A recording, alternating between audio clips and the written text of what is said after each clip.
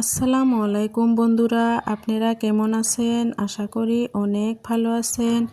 আল্লাহর রহমতে আপনাদের দোয়ায় আলহামদুলিল্লাহ আমিও অনেক ভালো আছি।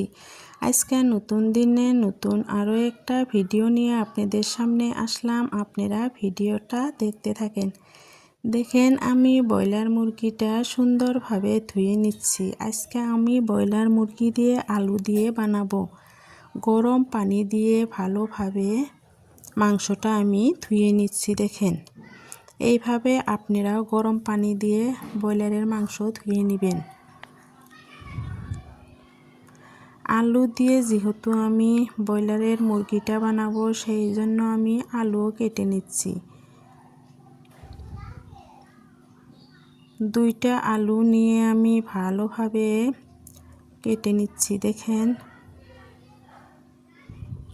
আলু দিয়ে কিভাবে আমি ব্রয়লারের মুরগিটা বানাই আপনারা এই ভিডিওতে দেখতে পাবেন। আদা রসুন কাঁচা লঙ্কা এগুলো আমি শিলপাটাতে বেটে নিব। সুন্দরভাবে শিলপাটাতে বেটে আমি সবজিটা রান্না করব। শিলপাটাতে বেটে রান্না করলে অনেক টেস্ট লাগে সবজি। আশা করি আপনাদের ভিডিওটা ভালো লাগবে। যদি ভিডিওটার কোনো অংশ ভালো লাগে লাইক কমেন্ট শেয়ার করেন, সাবস্ক্রাইব করে দিয়ে নতুন বন্ধু হয়েন, সাথেই থাকেন।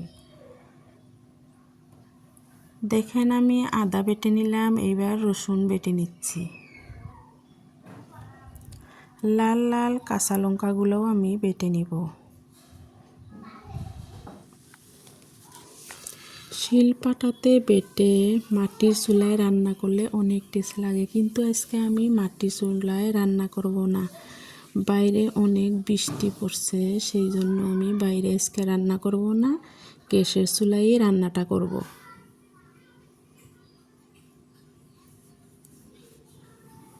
এবার আমি দেখেন শুকনা মরিচের গুঁড়া দিয়ে দিলাম, হলদির গুঁড়া দিয়ে দিলাম, স্বাদ মতো লবণ দিয়ে দিলাম,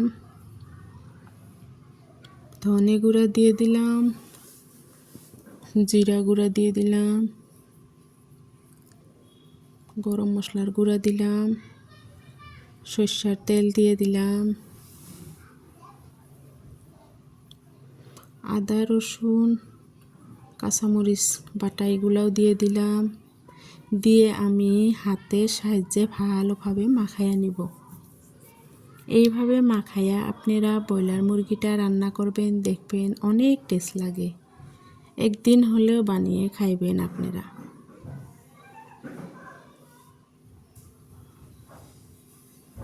ঘরোয়া স্টাইলে আমি গ্রামের স্টাইলে আমি রান্নাটা করছি। এইবার আমি তেলের ভিতরে অল্প হলুদের গুঁড়া দিয়ে দিলাম, আলুটা ভালোভাবে ভেজে নিব। ভিডিওতে যদি কোনো কিছু ভুল হয়ে থাকে, আমার কথাতে যদি কোনো কিছু ভুল হয়ে থাকে আপনারা ক্ষমার দৃষ্টিতে দেখবেন। আমি ভালোভাবে বাংলা ভাষা বলতে পারি না, আমরা গ্রামের মানুষ, সেই জন্য আমার কথা উল্টাপাল্টা হয়ে যায়। ভুল হলে আপনারা ক্ষমা করে দিবেন। এবার দেখেন জিরা দিয়ে দিলাম, গোটা জিরা,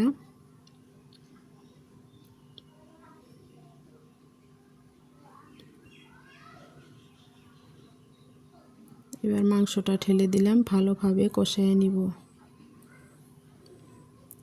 আমরা অসম দেশের মানুষ, আমরা অসমীয়া কথা ভালোভাবে বলতে পারি, কিন্তু বাংলা ভাষাটা ভালোভাবে বলতে পারি না।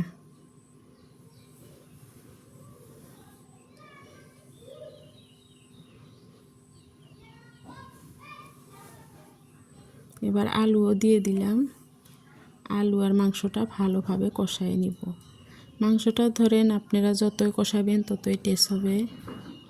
অনেক টাইম কষানোর পরে দেখেন ভালো সিদ্ধ হয়ে গেছে। এবার অল্প গরম পানি দিয়ে দিলাম, ঝোলের পানি। মাংসটা ফুটে উঠছে, মানে মাংসটা আমার হয়ে গেছে। এইবার আমি নামিয়ে নিব। ফাইনাল লুকটা দেখেন কত সুন্দর হয়েছে। আপনারা ভালো থাকবেন, সুস্থ থাকবেন। পরবর্তী ভিডিওতে দেখা হবে। আল্লাহ হাফেজ। আসসালামু আলাইকুম।